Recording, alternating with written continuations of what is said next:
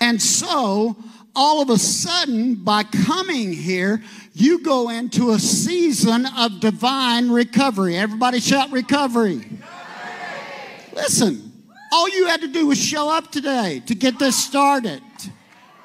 You didn't have to come here to do a lot, but once you respond to what God is saying to us, all of a sudden it's activated. That means recovery means you are going to recuperate or regain what's been lost or taken from you. This whole decade is about that. Hear me, first people. Get ready. There's things coming back that got taken away. I read it this morning in the news.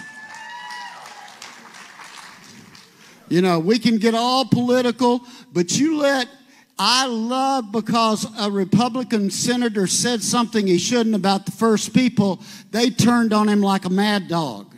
Because we need to understand God has an order for recovery.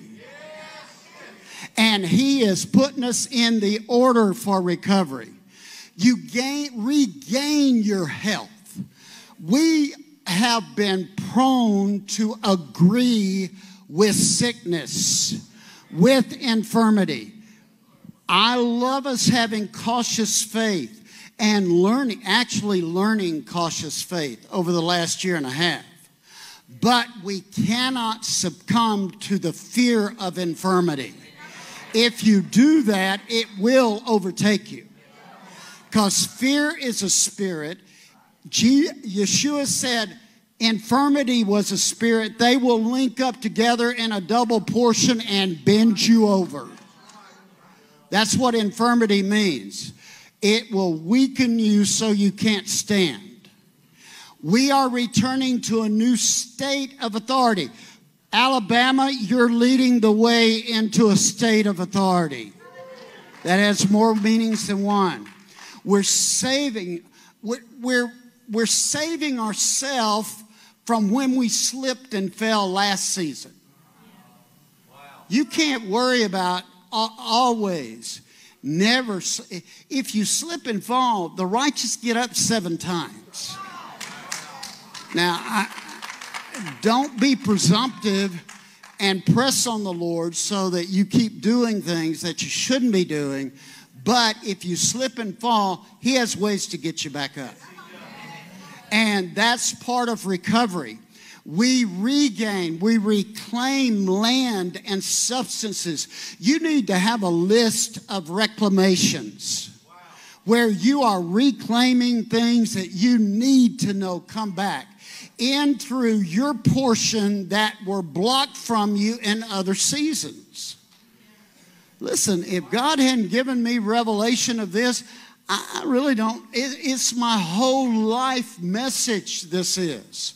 Reclaiming what was taken in every area. And the Lord has made me do some interesting things to reclaim what was illegally and the enemy got his hands on in the portion we were given in the earth realm. And the Lord knew I could be faithful to do it for our family. He wasn't waiting on my grandpa to get right. He wasn't waiting on my dad to get right. He wasn't waiting on anybody but me in that bloodline to come into alignment with Him. So you quit pointing your finger at all the other people and say, "Here I am, Lord." Now, I really like this definition of recovery. You're coming out of a bad state of mind. I mean, you can get crazy out here in the world. It can just make you crazy.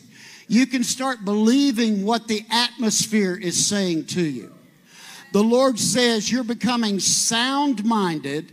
You are breaking a spirit of fear, and therefore you're thinking right. Now, I'm going to show you why this is so important in a minute. Then, once you start moving in recovery, restoration starts accelerating. Now, hear me. This is a word to Alabama. It is time for restoration to accelerate. And then restoration doesn't bring you back. Recovery brings you back to where you were at loss. Restoration brings you back, and there's a law of restoration that creates multiplication up to 1,000-fold. Look at somebody and say, I'm going to get in this one way or the other. See, Pentecost represents this. That's what it's about. And so, all of a sudden, when we're here at the right time, at the right place, all the new God has for us is now. Shout it, the new is now. Arise, shine, your light is come, and the glory of the Lord is risen upon you. I will let people see the glory on you. I'll let him see the favor on you. I'll let you shine and radiate. Isaiah 60 says, I will cause the camels that used to come back to you. Say, all the camels that should have come are on their way. Now, so with that, we are now entering here in Alabama this new glory shift. I don't want to teach on this, but I want you to know why we gather is because there comes a moment for that shift to begin. And in that shift, when you start shifting, you start learning to go. You're going and you're doing. All of a sudden, you're empowered in a way. You're prophesying. Prophesying is not scary. It is you just saying the mind and heart of God into every situation that you run into. It has comfort about it. It has encouragement about it. It has exhortation about it. Sometimes you have to tear down to build up. It has direction in it, but it unlocks God's redemptive plan. What I showed you in that first slide is God's redemptive plan for Alabama. It is for the glory realm to be seen throughout an entire nation.